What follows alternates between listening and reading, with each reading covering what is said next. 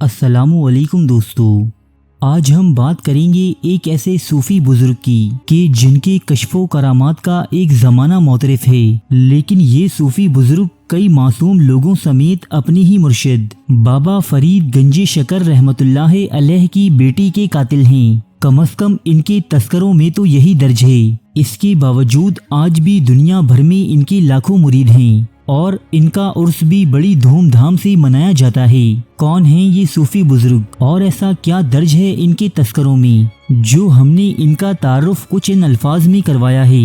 تو آئیے آپ کو روشناس کرواتے ہیں جلالی طبیعت کے مالک ان صوفی بزرگ سے۔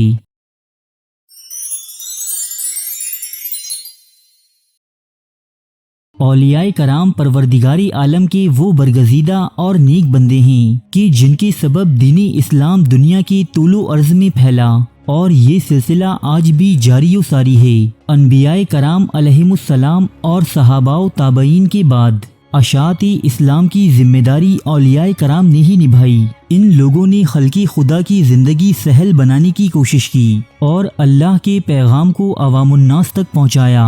ایسے ہی ایک صوفی بزرگ سرزمین ہندوستان پر علاء الدین صابر کلیری نام کے بھی گزرے ہیں۔ یہ ایک بہت ہی جلالی شخصیت کے حامل بزرگ تھے۔ اکثر لوگ انہیں حضرت بابا فرید گنج شکر کے بھانجے کی نسبت سے بھی جانتے ہیں۔ صابر کلیری نامی یہ بزرگ افغانستان کے شہر ہرات میں پیدا ہوئے۔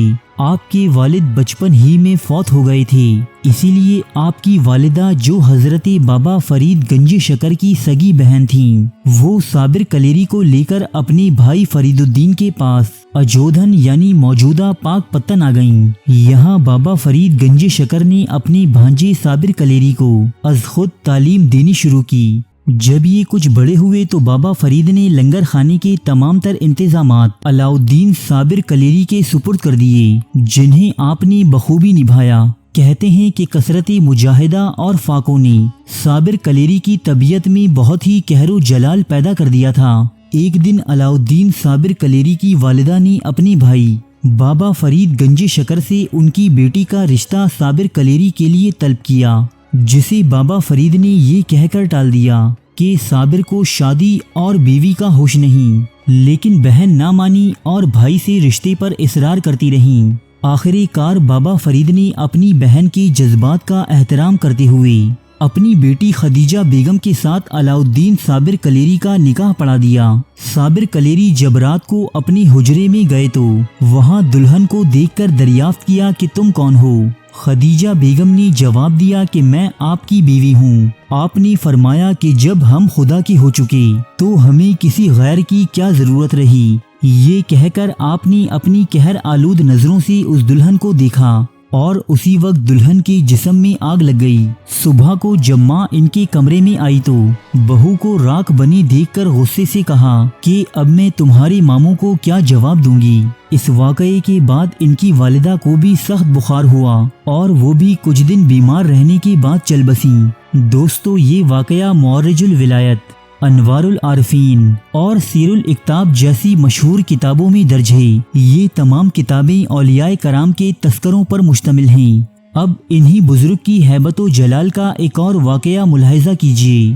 جب علاء الدین صابر کلیری اپنے پیر و مرشد بابا فرید کے حکم پر اشاعت اسلام کی غرض سے کلیر میں رہائش پذیر ہوئے، تب ایک دن آپ اپنی ساتھیوں کے ہمراہ نمازی جمعہ پڑھنے کی غرض سے مسجد تشریف لے گئے۔ یہاں آپ کو پہلی صف میں جگہ ملی۔ کچھ دیر بعد شہر کے عالم و فاضل لوگ یہاں وارد ہوئے اور انہوں نے حضرت صابر کلیری اور ان کے ساتھیوں کو زبردستی پہلی صف سے نکال دیا۔ حضرت صابر کلیری اپنے احباب کے ہمراہ مسجد سے تو باہر نکل آئے، لیکن آپ نے اپنی ایک نگاہ قہر جب مسجد پر ڈالی تو یہ مسجد اپنی نمازیوں سمیت زمیں بوس ہو گئی اور تمام کے تمام نمازی اسی وقت مارے گئے۔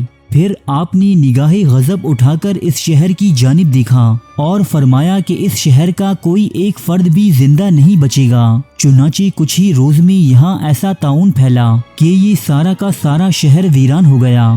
دوستو، یہ تمام کے تمام واقعات جو یہاں بیان ہوئے آپ کو بآسانی علاء الدین صابر کلیری کے تذکروں میں مل جائیں گے۔ انٹرنیٹ پر یہ تمام تر مواد مختلف زبانوں میں دستیاب ہے۔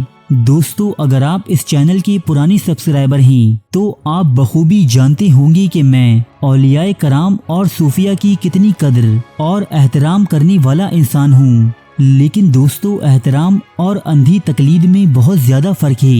ہم یہ نہیں کہتے کہ ایسا در حقیقت ہوا ہوگا، لیکن یہاں دیکھنے کی بات یہ ہے کہ اولیاء کرام کے تذکروں میں کس قدر خرافات درج ہیں۔ کیا اپنی ہی بیوی کو جلا کر راکھ کر دینے والا کوئی آدمی اللہ کا ولی ہو سکتا ہے؟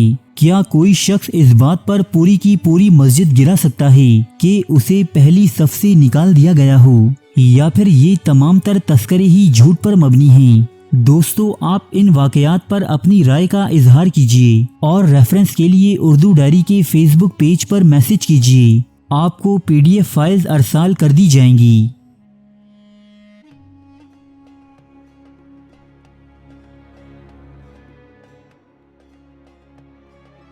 ارے فرینڈز، ایک منٹ، آپ ایسے ہی جا رہے ہیں؟ اتنی محنت سے ویڈیو بنائی ہے، ایک لائک تو بنتا ہے نا؟ اور دوسرا یہ کہ آپ ہمیں اتنی بڑی دنیا میں دوبارہ کیسے ڈھونڈیں گے؟ تو اس کا حل یہ ہے کہ آپ ہمارے چینل کو سبسکرائب کر لیجئے اور اس بیل کے آئیکن کو کلک کر دیجئے۔ اس طرح ہمارے آنے والی تمام ویڈیوز آپ تک پہنچتی رہیں گی۔ ارے ڈریے مت، یہ بالکل فری ہے۔